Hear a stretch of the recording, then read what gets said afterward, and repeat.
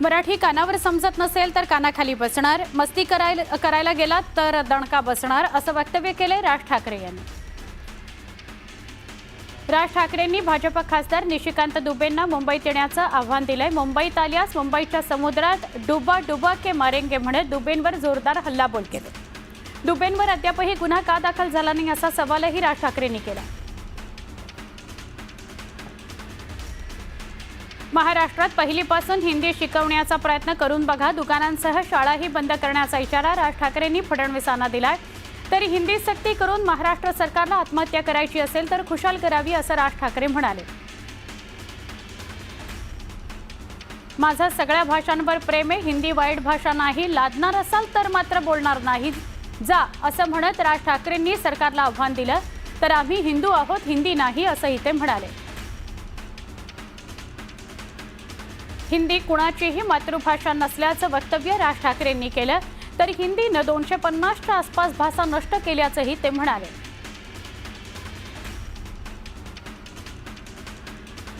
मुंबई ताब्यात घेऊन गुजरातला द्यायची हे दिल्लीचं स्वप्न असल्याचं वक्तव्य राज ठाकरेंनी केलं।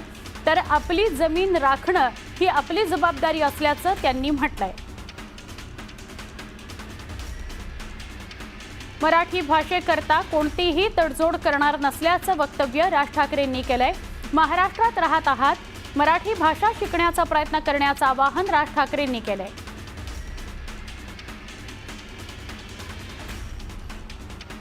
तुमची सत्ता विधान भवनात असेल, आमची सत्ता रस्त्यावर असल्याचं वक्तव्य राज ठाकरेंनी केलंय। मीरा भाईंदरमध्ये राज ठाकरेंचं कार्यकर्त्यांच्या जंगी स्वागत करण्यात आलं। यावेळी जेसीबीच्या सहाय्यानं फुलांची उधळण करत जोरदार स्वागत करण्यात आलं।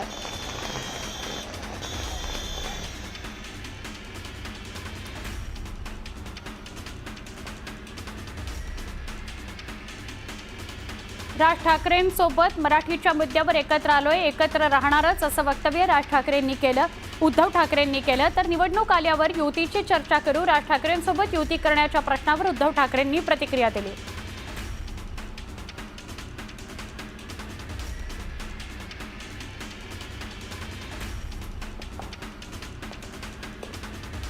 राज ठाकरेंच्या भाषणानंतर केशव उपाध्यायांनी प्रतिक्रिया दिली आहे। हिंदी विरुद्ध मराठी असा संघर्ष नाही, मात्र राज ठाकरे तो जाणीवपूर्वक दाखवण्याचा प्रयत्न करतायत अशी टीका केशव उपाध्यायांनी केली।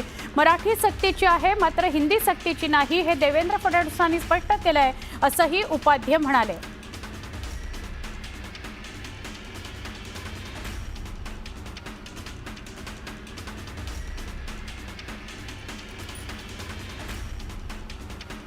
ठाकरे ब्रँड नाही तर हिंदू अस्मितेची ओळख आहे, म्हणून लोकांनी ठाकरे ब्रँड स्वीकारलाय। त्यामुळे ज्यांच्याकडे काही नाही त्यांना ठाकरे ब्रँडची गरज लागते असं वक्तव्य करत उद्धव ठाकरेंनी भाजपवर निशाणा साधला। उद्धव ठाकरेंनी भाजपवर हल्लाबोल केलाय। भाजपनं चोरून मतं मिळवली, तोडाफोड आणि राज्य करा, सामान्य जनतेला चिंताग्रस्त ठेवायचं असं भाजपचं धोरण आहे असा टोला उद्धव ठाकरेंनी लगावला।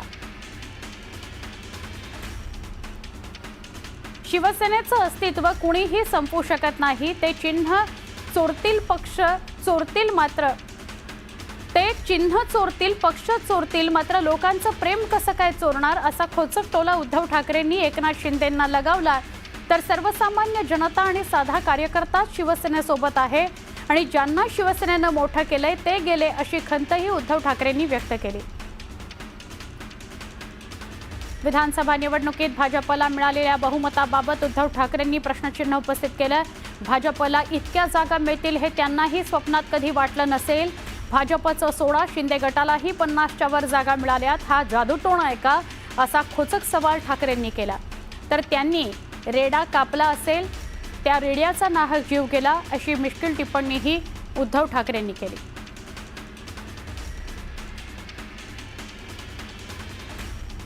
शिवसेनेचं चिन्ह आणि नावाच्या वादावरून ठाकरेंनी निवडणूक आयोगावर टीका केली आहे। निवडणूक आयोग आमचं चिन्ह दुसऱ्याला देऊ शकतो पण शिवसेना हे नाव दुसऱ्यांना देऊ शकत नाही। निवडणूक आयोग म्हणजे शेंदूर फसलेला धोंड्या आहे अशी घणाघाती टीका करत पक्षाचं नाव बदलण्याचा अधिकार नाही असंही त्यांनी ठणकावलं।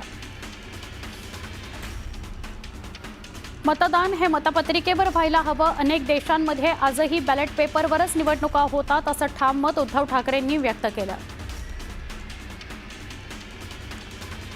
सत्तेकरता आमदार खासदार फोडण्याचा प्रयत्न करण्यात आला. सत्ता आणि पैशांचा अतिरेकी वापर निवडणुकांमध्ये झाला. आता पुन्हा एकदा पालिकेतही तोच खेळ होईल असा गंभीर आरोप उद्धव ठाकरे यांनी केलाय. तरी ही लोक निवडणुकीचा प्रचार तरी कशाला करतात? जर यांना आमदार फोडूनच राज्य स्थापन करायचं असेल तर प्रचाराला जाऊच नाहीये असा टोमणा ठाकरेंनी लगावला. मराठा आरक्षण कायद्याला आव्हान देणाऱ्या याचिकांवर उच्च न्यायालयामध्ये अंतिम सुनावणी शुक्रवारपासून सुरुवात झाली. पुन्हा एकदा कायद्याला अंतरिम स्थगिती देण्याची मागणी याचिकाकर्त्यांनी केली. पण यापूर्वीच आपण आवश्यक आदेश दिल्यानं आता थेट अंतिम सुनावणीला सुरुवात करत आहोत असं न्यायालयानं स्पष्ट केलंय. शिंगणापूर इथल्या शनेश्वर देवस्थानच्या विश्वस्तांना बोगस कर्मचारी घोटाळा प्रकरणात बाजू मांडण्याकरता मुदत वाढवून दिली गेली. यावर 25 जुलैला मुंबईत धर्मादाय आयुक्त कार्यालयामध्ये सुनावणी होणार आहे अशी माहिती देवस्थानचे विधी सल्लागार यांनी दिली आहे. मध्य, हार्बर आणि पश्चिम रेल्वे मार्गावर विविध अभियांत्रिकी आणि देखभाल दुरुस्तीच्या कामांकरता रविवारी मेगा ब्लॉक घेण्यात येणार आहे. त्यामुळे वेळापत्रक पाहूनच घराबाहेर पडा असं आवाहन प्रवाशांना करण्यात येत आहे. मुंबई उपनगरीय रेल्वेला डबे बंद असावेत अशी मागणी पंतप्रधान नरेंद्र मोदी आणि रेल्वे मंत्र्यांकडे केली आहे. दरम्यान लवकरच मुंबईत येऊन या संदर्भातली घोषणा करतील. मात्र तिकीट दरात कुठलीही वाढ करण्यात येणार नाही अशी माहिती मुख्यमंत्री देवेंद्र फडणवीस यांनी दिली आहे.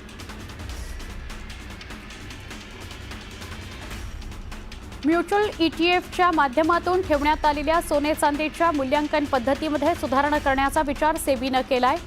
सध्या चांदीचं मूल्य ठरवण्याकरता लंडन बुलियन मार्केट असोसिएशनच्या किमतीचा आधार घेतला जातोय.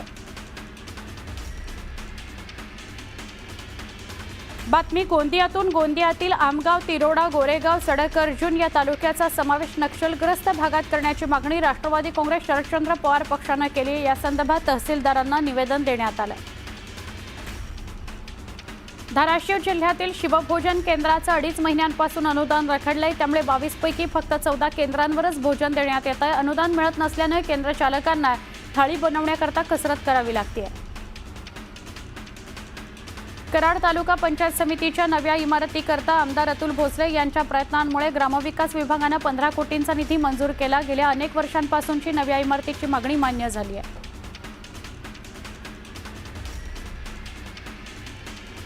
अहिल्यानगर जिल्ह्यातील नागर देवळे या ग्रामपंचायतीच्या हद्दीतील घरगुती गॅस पाईपलाईन खोदकामाच्या नुकसान भरपाईमध्ये झालेल्या अनियमिततेसह ग्रामपंचायतीच्या इतर कारभारातील चौकशीचे आदेश देण्यात आलेत.